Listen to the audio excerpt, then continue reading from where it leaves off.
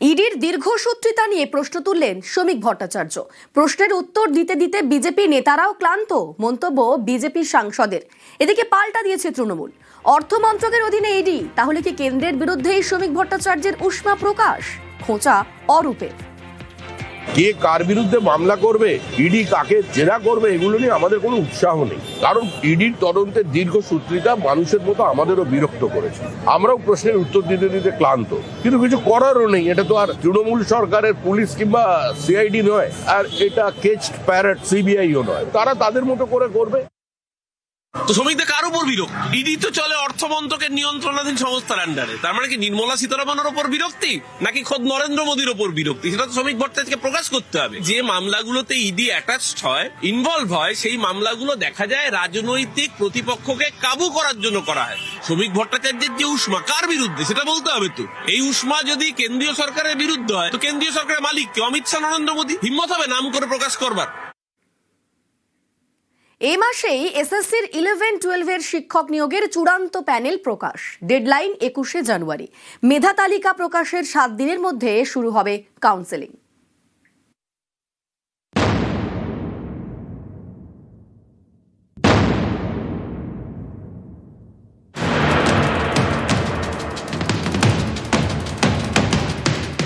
পরীক্ষা হয়েছে 2025 সালের সেপ্টেম্বরে। ইন্টারভিউ শেষ হয়েছে গত সপ্তাহে। এবার 21শে জানুয়ারির মধ্যে 11-12 শিক্ষক নিয়োগের চূড়ান্ত প্যানেল প্রকাশ করতে চলেছে এসএসসি। মেধা তালিকা প্রকাশের 7 দিনের মধ্যে শুরু হবে কাউন্সেলিং। 2016 সালের এসএসসির গোটা প্যানেল গত বছরের এপ্রিলে বাতিল করে দেয় সুপ্রিম কোর্ট। নতুন করে নিয়োগের নির্দেশ দেয় শীর্ষ আদালত। সেই মতো গত বছরের সেপ্টেম্বরে 9-10 এবং 11-12 শিক্ষক নিয়োগের পরীক্ষা নেয় এসএসসি। 11-12 শূন্যপদ 12,514। ইন্টারভিউয়ে ডাক পড়ে প্রায় 20,000 চাকরি প্রার্থীর। এর মধ্যে প্রায় 11,000 যোগ্য চাকরিহারা, বাকিরা নতুন চাকরি প্রার্থী। এই সকল প্রার্থীর প্রথমে ভেরিফিকেশন হয়, তারপর ইন্টারভিউ। এরপর মেধা তালিকা প্রকাশের জন্য নবান্নের শীর্ষ স্তর থেকে সবুজ সংকেত পায় এসএসসি। বিধানসভা ভোটে নির্ঘণ্ট এখনো ঘোষণা হয়নি। তার আগেই স্কুল সার্ভিস কমিশন জানুয়ারি মাসেই একাদশ-দ্বাদশের শিক্ষক নিয়োগের চূড়ান্ত প্যানেল প্রকাশ করছে। চাকরি প্রার্থীদের আশা, বিধানসভা ভোটের আগেই স্কুলে স্কুলে নিয়োগ হবে একাদশ-দ্বাদশের শিক্ষক শিক্ষিকা। আমরা চাইবো তো দ্রুত যাতে এই প্রক্রিয়াগুলো সম্পন্ন হয়ে যাক। একে একে 11-12টা যদি হয়ে যায়, তাহলে একটা বড় অংশের টিচার ওখানে রিক্রুটমেন্ট হয়ে যাবে। ফলে তারা নতুন করে নবম দশমে অংশগ্রহণ না করে, তাহলে এখানেও অনেকটা অংশ সিট ভ্যাকেন্সি থাকবে। আমি এবং আমার মতো প্রায় 1200 জন 11-12 বা 9-10 এর কোনোটাই দাগ পাইনি। আনটেন্টেড, আমার কোনো দোষ নেই, এর কোনো উত্তর আমরা পাইনি যে কেন আমার চাকরিটা হারালাম। ফলে অনেকেই মানসিক যন্ত্রণা, অপমানে পরীক্ষায় কাট অফ ক্লিয়ার করতে পারেনি। সরকার ভাবুক, বিচার ব্যবস্থা ভাবুক, আমরা এটাই চাই যাতে আমরা সবাই আবার আগের মতো বিদ্যালয়ে ফিরতে পারি। 11-12 এ মাসেই চূড়ান্ত মেধা তালিকা। তবে এসএসসির 9-10 শিক্ষক নিয়োগের ভেরিফিকেশন প্রক্রিয়া আরও পিছোচ্ছে।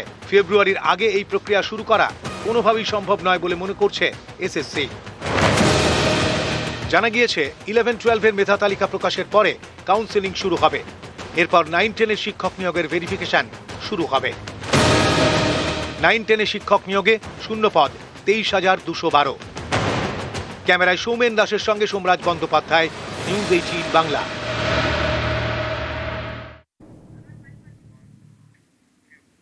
কোচবিহারের দিনহাটার দিকে নজর রাখবো। নেশার ঘোরে মানুষের মাংস খাওয়ার শখ, মানুষ মেরে মাংস খাওয়ার ছক নেশাগ্রস্তের। কোচবিহারের দিনহাটায় অপরাধের এক বিরল নজির। নেশাগ্রস্ত যুবকের কীর্তিতে হতবাক পুলিশ। এক ভবঘুরোকে খুন করে গ্রেফতার ওই যুবক। খুনের পর কলতলায় দেহ পরিষ্কার যুবকের, দেহ থেকে মাংস কেটে খাওয়ার চেষ্টা। 2026-এ সেদিন মিলন মেলা চলছিল কুশারহাটে। আমাদের কাছে খবর আসে যে একটি বডি পাওয়া গেছে এবং সম্ভবত একটি আনন্যাচারাল ডেথ ঘটেছে। তো আমরা সঙ্গে সঙ্গে সেখানে যাই, বডি তোলা হয়। খুব নৃশংসভাবে হত্যাটি করা হয়েছে। আমরা পরবর্তীতে যখন খোঁজ নিই যে ব্যক্তিটি কে, তখন জানতে পারি যে একজন অজ্ঞাত পরিচয় ব্যক্তি। শ্মশানেই দীর্ঘদিন ধরে তিনি রয়েছেন। তো তাকে অ্যারেস্ট করা হয়, স্বীকার করে যে এই হত্যাকাণ্ডটি সে ঘটিয়েছে।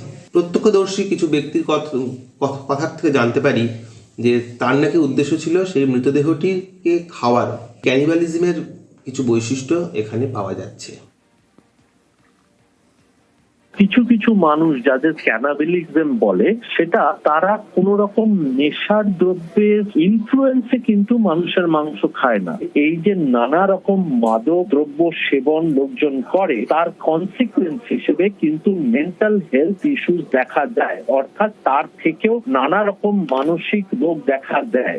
এইরকম ড্রাগ অ্যাবিউজের পর সাইকোসিসও দেখা যায়, অর্থাৎ রিয়েলিটির সঙ্গে সেই মানুষটার যে কানেকশনটা সেটা হারিয়ে যায়। এই জায়গায় জানতে হবে যে এই ছেলেটি ড্রাগসের জন্য সাইকোটিক হয়ে এরকম মানুষের মাংস খাচ্ছে, নাকি এর আগের থেকেই নর্মাল স্টেট অফ মাইন্ড এই প্রবৃত্তিটা ছিল।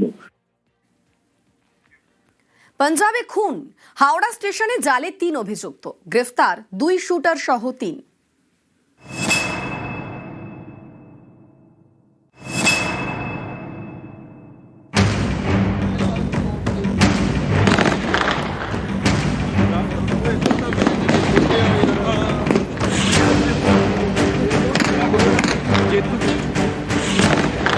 পাঞ্জাবের মোহালি গত 15 ডিসেম্বর চলছিল কাবাডি ম্যাচ।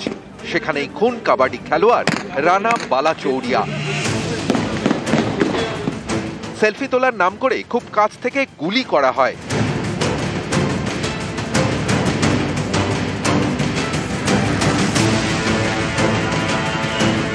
পাঞ্জাবে এই খুনের ঘটনায় রবিবার বিকেলে হাওড়া স্টেশন থেকে গ্রেফতার জালে পাঞ্জাবের 3 দুষ্কৃতী, এর মধ্যে 2 জন শুটার।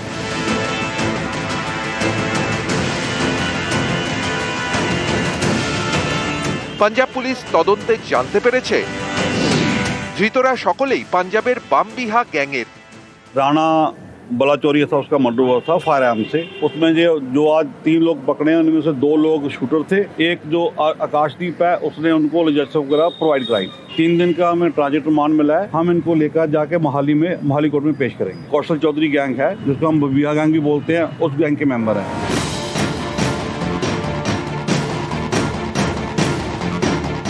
পাঞ্জাব পুলিশের দাবি, কাবাডি খেলোয়াড় খুনের পর দায় স্বীকার করে বামবিহা গ্যাং। তারা দাবি করে এটা বদলা, পাঞ্জাবের গায়ক মুসেওয়ালা খুনের বদলা।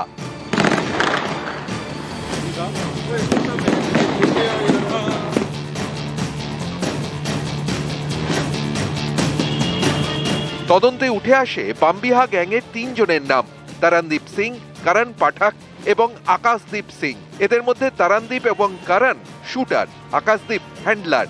পুলিশ তদন্তে জানতে পারে কাবাডি খেলোয়াড়কে খুনের পর 3 জনই পাঞ্জাব থেকে পালায়। প্রথমে কলকাতা, সেখান থেকে গ্যাংটক, তারপর ফের কলকাতা।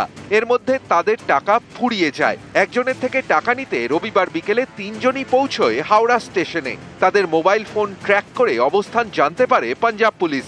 বিষয়টি কলকাতা পুলিশের এসটিএফ কে জানায়। সেই মতো এসটিএফ হাওড়া স্টেশনে হানা দেয়, সঙ্গে হাওড়ার গোলাবাড়ি থানার পুলিশ। পাঞ্জাবে খুনের ঘটনায় অভিযুক্ত 3 জনকেই তারা গ্রেফতার করে। হাওড়া থেকে রাজু ভূঁইয়ার সঙ্গে দেবাশিস চক্রবর্তী, নিউজ 18 বাংলা।